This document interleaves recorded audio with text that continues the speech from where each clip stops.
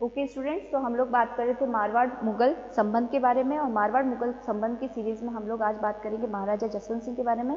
इनका थोड़ा सा ब्रीफ इंट्रोडक्शन जो है वो कल हम लोगों ने पढ़ लिया था। और अगर हम बात करते हैं महाराजा जसवंत सिंह और मिर्जा राजा जय सिंह, ये दोनों ही अपने समकालीन थे, और इन दोनों से अगर कोई व्यक्ति डरता था मुगलों में तो वो था औरंगजेब। और कहीं ना कहीं औरंगजेब को अपना शासन स्थापित करने के लिए, स्टैब्लिश करने के लिए, स्ट्रॉन्ग करने के लिए जिन राजपुताने की जरूरत थी तो वो था एक आमेर और एक था मारवाड़। ठीक है, तो मारवाड़ मुगल संबंध में महाराजा जसवंत सिंह,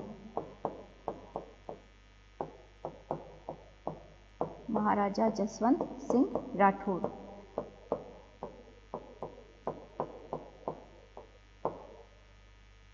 अगर हम लोग देखें तो कल हम लोगों ने बात की थी उत्तराधिकार संघर्ष के बारे में, और उत्तराधिकार संघर्ष में हम लोग ने पढ़ा था कौन सा युद्ध? धर्मत का युद्ध। धर्मत पूर्व का युद्ध भी बोलते हैं, धर्मत का युद्ध भी बोलते हैं। धर्मत युद्ध के बाद में महाराजा जसवंत सिंह कहाँ पर, किसके पक्ष में आ जाते हैं? औरंगजेब के पक्ष में आ जाते हैं। लेकिन वो दिल से नहीं चाहते हैं कभी भी कि कौन बने? औरंगजेब कभी भी मुगल बादशाह बने, क्योंकि वो शाहजहां का बहुत ज्यादा क्या थे? विश्वसनीय व्यक्ति थे। धर्मत के युद्ध के बाद में औरंगजेब के साथ में एक और युद्ध होता है शाह शुजा का, जिसका नाम है Aurangzeb versus Shuja, Shah Shuja, sorry Aurangzeb plus Shuja, और वर्सेस था दारा शिकोह। इनके बीच में होता है सामूगढ़ का युद्ध। कौन सा युद्ध होता है? सामूगढ़ का युद्ध। और सामूगढ़ के युद्ध में औरंगजेब, मतलब एक तरह से आप ये बोल सकते हो कि मुगल उत्तराधिकार संघर्ष में जितने 5 युद्ध हुए थे उसमें सारे 5 के 5 युद्ध में कौन जीतता है? औरंगजेब जीतता है। खजुआ का युद्ध होगा, क्योंकि हम लोग का जो इम्पैक्ट है, हम स्पेशली जिस पे फोकस करना चाहते हैं वो है महाराजा जसवंत सिंह। इसलिए उत्तराधिकार संघर्ष में आपको एक याद रखना है, धर्मत के युद्ध में महाराजा जसवंत सिंह ने दारा शिकोह की तरफ से शाही सेना का सपोर्ट किया था और औरंगजेब का सपोर्ट नहीं किया था। लेकिन फिर भी औरंगजेब क्या करता है? महाराजा जसवंत सिंह को उस तरह का एक्शन नहीं करता, उनके खिलाफ कोई भी विरोधात्मक प्रक्रिया नहीं देता है। सेकेंड युद्ध जब होता है औरंगजेब का, तब भी सामूगढ़ के युद्ध में कौन साथ में देता है? महाराजा जसवंत सिंह। समझ में आ गया? क्लियर? अगर हम लोग आगे बात करें औरंगजेब की, तो औरंगजेब मुगल बादशाह बनता है 1658 में, और 1658 से लेकर 1707 तक, तो एक बहुत लंबा टाइम पीरियड जो है औरंगजेब मुगल बादशाह बनता है। मुगल बादशाह की तरह से औरंगजेब अंदर ही अंदर जानता था कि महाराजा जसवंत सिंह किसी भी हाल में मुझे सपोर्ट नहीं करना चाहते, इसलिए महाराजा जसवंत सिंह को वो कभी काबुल अभियान पर, कभी गुजरात अभियान पर, और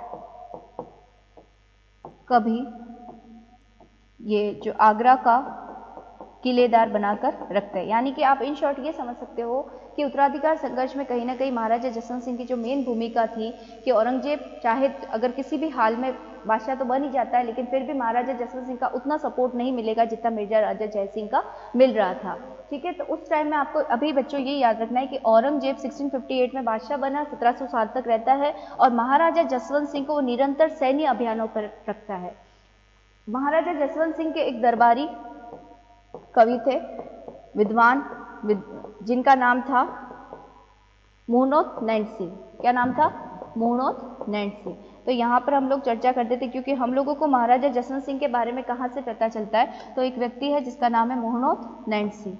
मुहनोत नैंसी के जो 2 मेन रचनाएं हैं उनका नाम आपको याद रखना है। एक का नाम है मारवाड़ परगनारी विगत, मारवाड़ परगनारी विगत, और सेकंड है,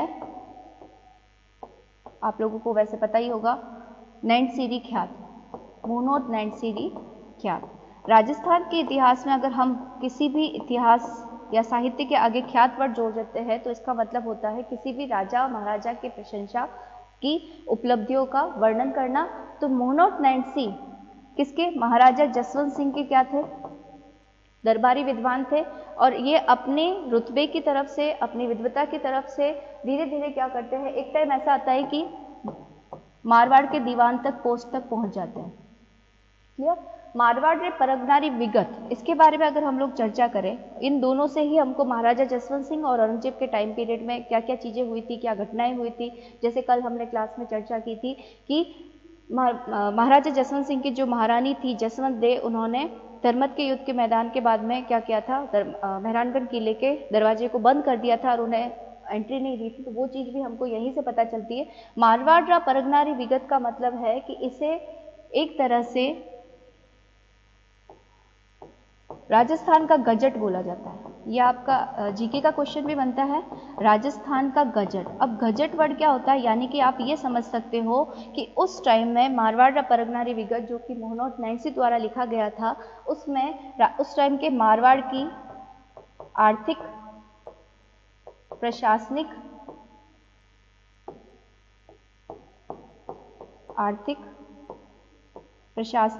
और प्लस आप सामाजिक, ये तीनों ही स्थितियां मारवाड़ की क्या क्या थी उसके बारे में बताया गया है। कभी आप जब भी हम लोग आपको बोलते हैं कि आप जेरोक्स करके ले आइए या गजेटेड ऑफिसर के साइन करवा दिए। गजेटेड का मतलब होता है राजपत्रित, यानी कि राजस्थान का गजट इसे बोलना, यानी कि एक तरह से क्या था, ये पत्र था। क्या होता है, राजपत्र, यानी कि जिसमें पहली बार कौन कौन से प्रशासनिक इकाइयाँ काम करती थी, पहली बार बताया कि समाज में कौन कौन सी जातियाँ निवास करती थी। और इसके अलावा यानी कि आप इन शॉर्ट ये बोल सकते हो कि मारवाड़ का उस टाइम में जो भी एक चित्रांकन है वो मोहनोत नैन्सी द्वारा किया गया, जिसमें सामाजिक, सांस्कृतिक, आर्थिक और प्रशासनिक इकाइयों की पूर्णतः जानकारी पहली बार दी गई। उसी तरफ दूसरी तरफ अगर देखें मोहनोत नैन्सी ख्यात, तो ये पहला राजस्थान का ख्यात था। पहला ख्यात साहित्य अगर है राजस्थान का कोई मिला है तो वो कौन सा था, मोहनोत नैन्सी ख्यात। तो ये दोनों ही रचनाएं मोहनोत नैन्सी द्वारा लिखी गई और ये दोनों ही राजस्थान के इतिहास में अपना एक महत्वपूर्ण स्थान रखती है। कर्नल जेम्स टॉड को, ठीक है, एक हमारे इतिहासकार हुए हैं मुंशी देवी प्रसाद, वो बोलते हैं कि अगर कर्नल जेम्स टॉड को मारवाड़ रा परगनारी विगत या फिर मोहनोत नैन्सी ख्यात, इन दोनों में से एक कृति भी मिल जाती, तो जो कर्नल जेम्स टॉड ने, जैसे हम लोग राजस्थान का क्या बोलते हैं, राजस्थान की हिस्ट्री का जनक बोलते हैं, वो कहीं ना कहीं उस तरह का इतिहास नहीं लिखते। मतलब उन्होंने अपनी रचना में जो राजस्थान हिस्ट्री लिखा है कर्नल जेम्स टॉड ने, तो उन्होंने जिस तरह से हिस्ट्री लिखा है, इतिहास लिखा है राजस्थान के राजघरानों के बारे में, वो चीज़ नहीं लिखती। अगर उन्हें कौन सी कृति मिल जाती, मारवाड़ रा परगनारी विगत और मोहनोत नैन्सी ख्यात, किसको, कर्नल जेम्स टॉड को। सेकेंड, राजस्थान का गजट, इसमें आपको प्लस करके ये लिखना है कि पहली बार जनगणना की गई। पहली बार जो जनगणना है, पहली बार जो जनगणना है किनके राजा के टाइम में की गई थी, महाराजा जसवंत सिंह के टाइम में। तो तीन चीजें आपको याद रखनी है, मोहनोत नैन्सी महाराजा जसवंत सिंह से संबंधित है। महाराजा जसवंत सिंह के बारे में पूर्ण जानकारी हमें कहाँ से मिलती है, अगर राजस्थान के इतिहास की बात करें तो राजस्थान के इतिहास में मारवाड़ रा परगनारी विगत और नैन्सी ख्यात, ये अपने साहित्य, अपने विद्वता और अपने एक तरह से बोल सकते हैं कि अपनी उपलब्धियों के हिसाब से, अपनी विद्वता के हिसाब से एक ऐसी पोस्ट को प्राप्त करते हैं अंत में दीवान पोस्ट पे। ठीक है, दीवान पोस्ट तक जाते जाते इनका भी एक इतिहास है कि महाराजा जसवंत सिंह का इतना अच्छा उत्कृष्ट विद्वान व्यक्ति उन्हीं के जेल में सुसाइड कर लेता है। ठीक है, अंत में क्या होता है आप नोट करके लिख लेना कि महाराजा जसवंत सिंह ने इन दीवान को क्या किया था, जेल में डाल दिया था। किसको, मोहनोत नैन्सी को। तो जेल में ही इन्हें जब लगा कि मैं कभी तो दीवान पोस्ट पे था, बोला जाता है कि कोई गबन का आरोप लगाया जाता है इनके ऊपर और कहीं ना कहीं इनका बहुत ज़्यादा कर्जा लिया होता है, चुका नहीं पाते हैं, कुछ इस टाइप के सर्कमस्टांसेस होते हैं कि लास्ट में इन्हें अपने भाई सुंदरदास के साथ में मारवाड़ के यानी कि मेहरानगढ़ किले के दुर्ग में या फिर जेल में इन्हें गिरफ्तार कर दिया जाता है। और इन्हें जब इतनी ज़्यादा आत्मग्लानि होती है कि मेरी इतनी हायर पोस्ट ही दीवान होना किसी भी राजघराने का, दरबार का बहुत बड़ी चीज़ होती है, और जब ये इस तरह की देखते हैं कि मुझे जेल में डाल दिया राजा ने, तो वहीं पर वो क्या कर देते हैं, आत्महत्या कर लेते। तो एक मोहनोत नैन्सी के बारे में ये चीज़ जरूर इंपॉर्टेंट है, अगर कभी पूछा जाए कि कौन सा ऐसा साहित्यकार था जिसने मारवाड़ में अपने ही जेल में, दरबार में अच्छी पोस्ट पे रहते हुए भी क्या करते हैं, आत्महत्या कर लेते हैं, तो वो कौन थे, मोहनोत नैन्सी। राजस्थान का गजट अगर बोला जाता है तो कौन सा है, मारवाड़ रा परगनारी विगत, क्योंकि इसमें पहली बार सामाजिक, आर्थिक और एक तरह से पहली बार जनगणना का अगर कहीं पर किया गया था तो वो राजस्थान के इतिहास में यहाँ पर था। ठीक है, अब वापस आ जाओ हमारे टॉपिक पे। औरंगजेब वर्सेस शिवाजी और शिवाजी वर्सेस महाराजा जसवंत सिंह। इन तीनों का ही अपना अपना रोल है। जिस टाइम औरंगजेब, यानी कि आप लोग अगर हम लोग इतिहास की बात करें, ठीक है, तो जिस टाइम शाहजहां दिल्ली का राजा था, उस टाइम में दक्षिण का जो सूबेदार था या दक्कन का जो प्रांतपाल बना के भेजा गया था वो था औरंगजेब। तो औरंगजेब के दिमाग में मराठा शक्ति उसी टाइम विस्तृत हो रही थी, लेकिन उसी टाइम औरंगजेब जो है उत्तराधिकार संघर्ष में लग जाता है। लेकिन यहाँ पर मराठों की पुणे की साइड में एक शक्ति थी जिसे हम लोग छत्रपति शिवाजी के नाम से जानते हैं। छत्रपति शिवाजी की शक्तियों को चाहता तो औरंगजेब उसी टाइम कुचल सकता था, लेकिन उस टाइम में शिवाजी अपना हिसाब से चल रहे थे और औरंगजेब अभी तक प्रांतपाल की तरफ भूमिका कर रहा था। वो बादशाह के किसी भी आदेश का किसी भी ऑर्डर को डिसफॉलो नहीं कर सकता था, इसलिए औरंगजेब ने उस टाइम में शिवाजी के साथ में कुछ भी नहीं किया। वापस आते हैं, अब टाइम चेंज हुआ और औरंगजेब क्या बन चुका है? बादशाह। ठीक है, जब औरंगजेब बादशाह बन चुका है तो औरंगजेब ने महाराजा जसवंत सिंह को केवल और केवल सैन्य अभियानों में उलझाए रखा। सैन्य अभियान भले ही वो कोई भी हो, लेकिन पहली जो चॉइस होती थी वो महाराजा जसवंत सिंह होती थी। इस चीज़ को आप ऐसे समझ सकते हो कि फॉर एग्जांपल अगर मिलिट्री फोर्स है या फिर कोई भी बड़ा ओहदा है, कोई बड़ा अधिकारी है, और अगर वो उस अधिकारी अपने नीचे के अधिकारी से सबॉर्डिनेट के अकॉर्डिंग काम नहीं करता है तो उसका ट्रांसफ़र कर दिया जाता है ऐसी जगह पर। जैसे फॉर एग्जाम्पल अगर हम लोग बोल दें कि आज का बाड़मेर और जैसलमेर वाला एरिया जो होता है, जम्मू कश्मीर वाला जो एरिया होता है, या फिर नक्सली वाला झारखंड वाला जो एरिया होता है, तो उसमें उन लोगों का ट्रांसफ़र किया जाता है जो वास्तव में एक तरह से ईमानदार या फिर इस तरह से चलते हैं, जो अपने अधिकारी की बात नहीं सुनते। तो कहीं ना कहीं महाराजा जसवंत सिंह औरंगजेब की नज़रों में उसी तरह के थे, तो उनको हमेशा सैन्य अभियानों पर अभियान भी इस तरह के दिए जाते थे जो बिल्कुल ही क्या होते थे, उनकी जान पर भी आ सकती थी, ऐसी परिस्थितियां होती थी। तो वापस आ जाओ, छत्रपति शिवाजी महाराज अपनी शक्ति का बढ़ाए जा रहे हैं कहाँ पर? दक्षिण में। औरंगजेब उत्तर भारत को तो किसी न किसी, देखो औरंगजेब ऐसा मुगल बादशाह था जिसके टाइम पीरियड में सबसे ज़्यादा विद्रोह हुए, भले वो जाटों का हो, सिखों का हो, राजपूतों का हो, हर तरह का विद्रोह जो हुआ है, सबसे ज़्यादा जो विद्रोह का सामना किया है वो औरंगजेब ने किया है। और इसका सबसे बड़ा रीज़न ये था कि वो अपने दादा परदादा की तरह समन्वय की स्थिति नहीं अपनाता, उसकी जो धार्मिक नीति थी वो उदारवादी नहीं थी, और कहीं ना कहीं औरंगजेब जो है पूरे हिंदुस्तान को मुस्लिम कंट्री में चेंज करना चाहता था। इसी वजह से वो न केवल जो राजपूत अभी तक मुगलों के बड़े ही विश्वसनीय थे वो ही इनके खिलाफ होते जाते हैं, सिख जो थे वो इनके खिलाफ थे, जाट इनके खिलाफ थे, हर कोई व्यक्ति औरंगजेब के खिलाफ होता है। लेकिन सबसे बड़ी शक्ति दक्षिण में शिवाजी को रोकना था। शिवाजी के प्रति औरंगजेब ने 1662 से पहले, 1662 में तो महाराजा जसवंत सिंह को भेजते, लेकिन इससे पहले 1659, 1661 इसमें इनने दो जनों को भेजा था। एक था मुअज्जम जो कि इनका क्या था? पुत्र था, औरंगजेब का पुत्र। तो पहला अभियान जो है शिवाजी के खिलाफ औरंगजेब ने जो भेजा था वो था मुअज्जम का, लेकिन मुअज्जम किसी भी तरह से शिवाजी को हराने में कामयाब नहीं होता। इवन कि मुअज्जम की जान पर आ जाती है, तब उन्हें वापस उसकी जान बचाकर उन्हें वापस आगरा में लाया जाता है। 1661 में एक व्यक्ति था जिसका नाम था शाहिस्ता खां। क्या नाम था? शाहिस्ता खां। शाहिस्ता खां बोला जाता है कि औरंगजेब के क्या थे? मामा थे, और इन्हें भेजा गया। लेकिन शाहिस्ता खां अपने डबल फोर्सेस, देखो शिवाजी की शक्ति को अगर रोकना है तो औरंगजेब हमेशा अपने से डबल शक्ति को भेजा था, यानी कि डबल आर्म फोर्सेस को भेजता था। शाहिस्ता खां अपने आप में बहुत ज़्यादा वीर था, सब कुछ था, लेकिन वो भी छत्रपति शिवाजी के जो छापामार युद्ध पद्धति है, उनके जो युद्ध टेक्निक्स है, उनको कहीं ना कहीं क्या नहीं कर पा रहा था? हरा नहीं पा रहा था। शाहिस्ता खां ने पुणे के दुर्ग को, जिसे हम लोग वर्तमान में पूना बोलते हैं, तो पुणे के दुर्ग को क्या किया था? जीत लिया था, और इस दुर्ग में अपने आप को सुरक्षित कर रखा था। छत्रपति शिवाजी चाहते थे, मैंने आपको पहले भी बोला था कि छत्रपति शिवाजी जिस तरह से लड़ते थे, दिन में क्या होता था, जो भी युद्ध होता था औरंगजेब की सेना या फिर किसी और की सेना जीत जाती थी, लेकिन रात्रि में पुणे आप बोल दो या फिर कोई भी जैसा एरिया जिन्होंने विरोध में जो विपरीत इनकी पार्टी है इन्होंने अगर जीत लिया है तो छत्रपति शिवाजी वापस कुछ सैनिकों के साथ में वो एरिया वापस से कॉन्कर कर लेते थे। ठीक है, तो शाहिस्ता खां पहला था मुअज्जम को भेजा, लेकिन मुअज्जम का सैन्य अभियान शिवाजी को नहीं पकड़ पाया। शाहिस्ता खां को भेजा गया, शाहिस्ता खां कुछ टाइम रुका भी सही और कुछ एरिया जो है शिवाजी से छीना भी सही, लेकिन वो वापस शिवाजी उसको प्राप्त करने में सक्सेसफुल हो जाते थे। शाहिस्ता खां की सहायता के लिए यहाँ पर महाराजा जसवंत सिंह को भेजा गया। किसको भेजा गया?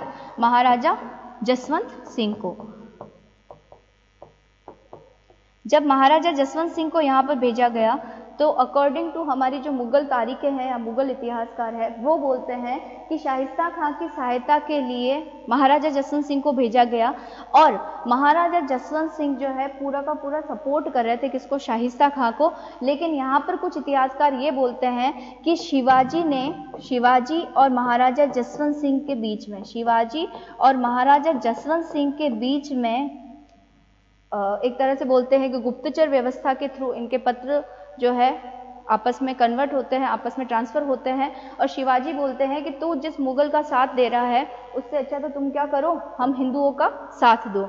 तो महाराजा जसवंत सिंह एक चीज़ ही लेकर चलनी है आपको जब भी समझना है। महाराजा जसवंत सिंह कभी भी औरंगजेब को पसंद नहीं करते थे, लेकिन महाराजा जसवंत सिंह की शक्ति इतनी ज़्यादा थी कि औरंगजेब उन्हें डायरेक्ट कहीं पर भी, क्योंकि अगर वो करते तो मेजर राजा जयसिंह और प्लस जितने भी राजपूत घराने जितने भी राजा थे वो उनके अगेंस्ट हो जाते। लेकिन अभी जस्ट लेटेस्ट 1658 में औरंगजेब राजा बनाए तो उसको थोड़ा टाइम चाहिए सबका सपोर्ट प्राप्त करने के लिए, इसलिए वो किसी भी महाराजा जसवंत सिंह के अगेंस्ट में कोई भी नियम कानून या फिर कोई भी अगेंस्ट एक्शन नहीं लेता था। यहाँ पर एक घटना मिलती है कि शाहिस्ता खां के सपोर्ट के लिए महाराजा जसवंत सिंह को औरंगजेब भेजता है, लेकिन उसी टाइम शिवाजी और महाराजा जसवंत सिंह मिल जाते हैं। इसकी सूचना मुगलों को मिलती है यानी कि औरंगजेब को मिलती है। वापस रिपीट कर रही हूँ, शिवाजी ने महाराजा जसवंत सिंह को मनाकर अपने साइड में कर लिया और शाहिस्ता खां पर पुणे में, शाहिस्ता खां पर जो कि पुणे के दुर्ग में था, पुणे के किले में था, उसके ऊपर कौन आक्रमण करता है? शिवाजी, रात्रि में। अब यहाँ पर इतिहासकार बोलते हैं कि महाराजा जसवंत सिंह को पहले ही पुणे से कुछ टाइम पहले ही कुछ दूरी पर ही अपनी सेनाओं के साथ में रुकवा दिया गया था।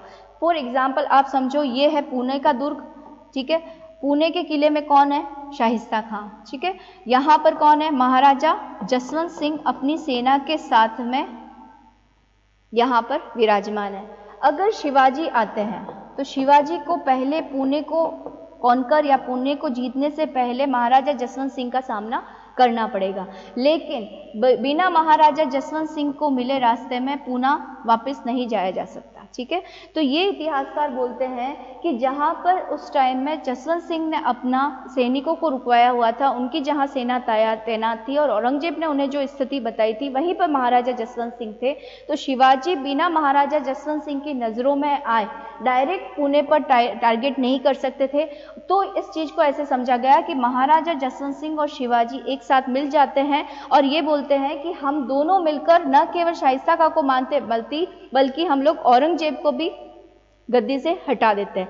क्यों? क्योंकि मानो ना मानो शिवाजी भी एक हिंदू है और महाराजा जसवंत सिंह भी एक हिंदू है, और औरंगजेब जिस तरह से अपने भाइयों को मारकर लगातार इवन की जो शाहजहां अभी तक जीवित है उनको कैद कर दिया है, तो कहीं ना कहीं ये जब उनके विश्वसनीय व्यक्तियों में से एक आते हैं तो ये दोनों आपस में मिल जाते हैं। शाहिस्ता खां पर शिवाजी का टारगेट होता है, आक्रमण होता है और शाहिस्ता खां को अपनी जान बचाकर भागना पड़ता है। शिवाजी शाहिस्ता खां की हाथों की उंगलियां काट देते हैं, कई जने बोलते हैं अंगूठा काट देते हैं, और इससे तिलमिलाया हुआ औरंगजेब वापस से किसको बुला लेता है? महाराजा जसवंत सिंह को। ये वो टाइम था जब औरंगजेब 3 से 4 बार ट्राई कर चुका था कि महाराजा जसवंत सिंह जो है औरंगजेब का सपोर्ट करे। वो दिखने में तो ऐसा था कि मतलब लोगों को ऐसा लग रहा था कि औरंगजेब जो का साथ दे रहे हैं महाराजा जसवंत सिंह, लेकिन कहीं किसी भी युद्ध में महाराजा जसवंत सिंह ने औरंगजेब का साथ नहीं दिया। सेकेंड पॉइंट आपको ये याद रखना है कि जब इन्हें 1562 में 1562 में महाराजा जसवंत सिंह को जब भेजा गया इतनी ज़्यादा आर्म फोर्सेस मुगल राजपूत सेना के साथ में, तब भी वो शिवाजी को न तो पकड़ पाए और इवन कि जिसके सपोर्ट के लिए भेजा गया था, शाहिस्ता खां के सपोर्ट के लिए, वो उसको तक अपनी जान बचाकर भागना पड़ा। तीसरा पॉइंट, फारसी इतिहासकार और मुगल इतिहासकार बोलते हैं कि जब शाहिस्ता खां भागकर निकल गया तो महाराजा जसवंत सिंह ने शिवाजी के खिलाफ कोई भी सैन्य अभियान क्यों नहीं किया। अगर वो ऐसा करता तो शिवाजी को हो सकता है पकड़ लेते, मतलब हो सकता है कि महाराजा जसवंत सिंह उस युद्ध में हार जाते, मर जाते, मृत्यु को प्राप्त हो जाते, शहीद हो जाते, लेकिन उन्होंने शिवाजी के खिलाफ कोई भी सैन्य अभियान नहीं किया। ये कुछ ऐसे तर्क है जिसकी वजह से ये लगता है कि शिवाजी ने महाराजा जसवंत सिंह को अपनी तरफ मिला दिया था।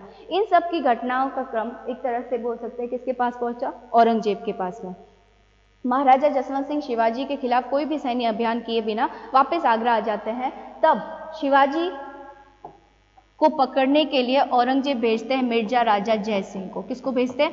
मिर्जा राजा जय सिंह को, जो कि मैंने आमेर के इतिहास में आपको बताया था कि मिर्जा राजा जय सिंह पे पुरंदर की संधि होती है 1665 में, वो मिर्जा राजा जय सिंह थे, ठीक है। लेकिन उससे पहले महाराजा जसवंत सिंह और शिवाजी के एक साथ आपस में मिलने और षड्यंत्र औरंगजेब के खिलाफ करने के सोर्सेस प्राप्त होते हैं। इस वजह से औरंगजेब क्या करता है, औरंगजेब महाराजा जसवंत सिंह को वापस दक्षिण से बुलाकर उन्हें अफगानिस्तान भेज देते हैं। कहाँ भेज देते हैं? अफगानिस्तान, ठीक है। और अफगानिस्तान में पिंडारियों के दमन के लिए, किसके लिए? पिंडारी एक जनजाति होती थी, आदिवासी जाति बोल सकते हो, तो पिंडारियों के दमन के लिए महाराजा जसवंत सिंह को भेज दिया जाता है। अफगानिस्तान में काबुल के निकटस्थ एक जगह है जिसका नाम है जमरूद। कौन सी जगह है? जमरूद। इस जमरूद नामक स्थान पर सन 1678 में महाराजा जसवंत सिंह की मृत्यु हो जाती है, ठीक है। तो यहाँ पर आपको दो चीज़ें और याद रखनी है कि जब हम महाराजा जसवंत सिंह के बारे में ये सब देखते हैं तो पहली चीज़ आपको ये याद रखनी है बच्चों कि पहली बार शाहजहाँ का सपोर्ट, सेकेंड टाइम धर्मत का युद्ध, उसके अलावा खजुआ का युद्ध, सामूगढ़ की युद्ध, किसी भी युद्ध में महाराजा जसवंत सिंह जो भी होता था अपोजिशन पार्टी उसका ही सपोर्ट करते थे।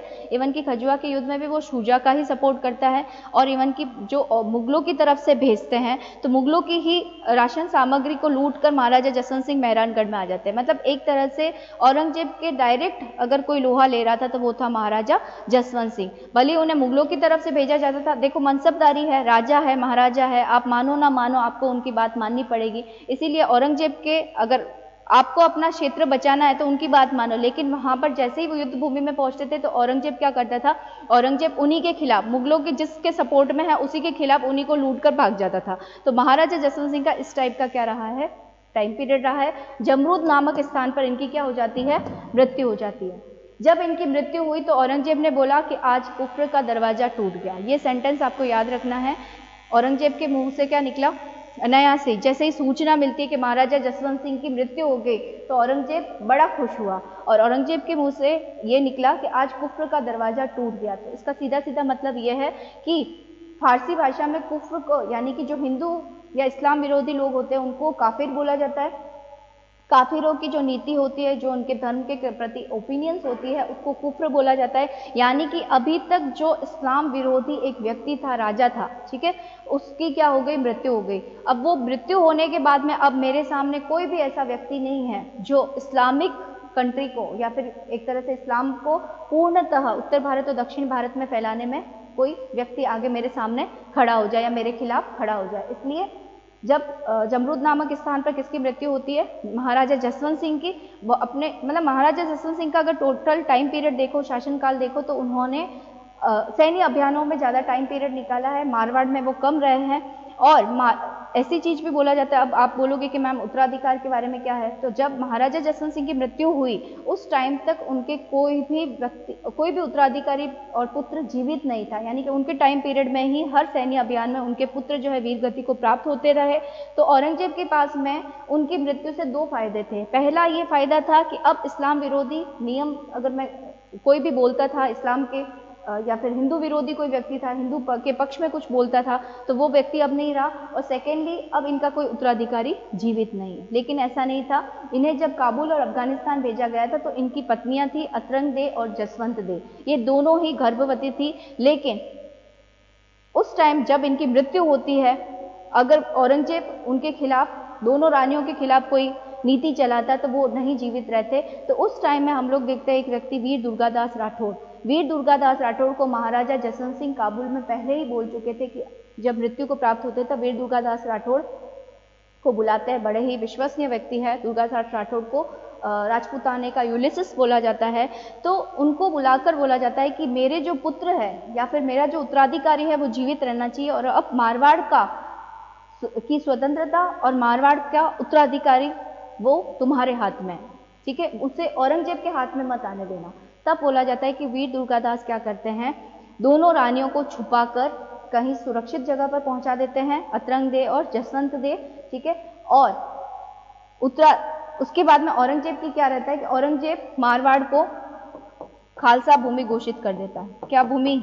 खालसा भूमि घोषित कर देता है। और खालसा भूमि होती है डायरेक्ट रूल करने वाली मुगलों के ऊपर, यानी कि इस पर मुगल आधिपत्य रहेगा, क्योंकि जसवंत सिंह राठौड़ का अभी कोई भी उत्तराधिकारी जीवित नहीं है। लेकिन लेटर ऑन उत्तराधिकार तो कोई न कोई था, और वो जीवित भी था, इसकी सूचना भी औरंगजेब को मिलती है। औरंगजेब उन लोगों को बुलाने का भी प्रयास करता है, दुर्गादास राठौड़ को अपनी मुगल शक्ति, मुगल पैसा दिखाकर अपनी साइड करने का भी प्रयास करता है। लेकिन इन सभी प्रयासों में राजपूताने का वीर दुर्गादास राठौड़ क्या रहता है, सफल रहता है। वो कभी भी औरंगजेब की सहायता और सपोर्ट नहीं करता। और अजीत सिंह, महाराजा जसवंत सिंह के जो उत्तराधिकारी व्यक्ति था, जो राजा नेक्स्ट युवराज था, वो था अजीत सिंह। और अजीत सिंह को अपना राज्य दिलाने के लिए वीर दुर्गादास का क्या क्या प्रयास रहा, क्या क्या उन्होंने संघर्ष किया, उसकी कहानी हम नेक्स्ट क्लास में पढ़ेंगे।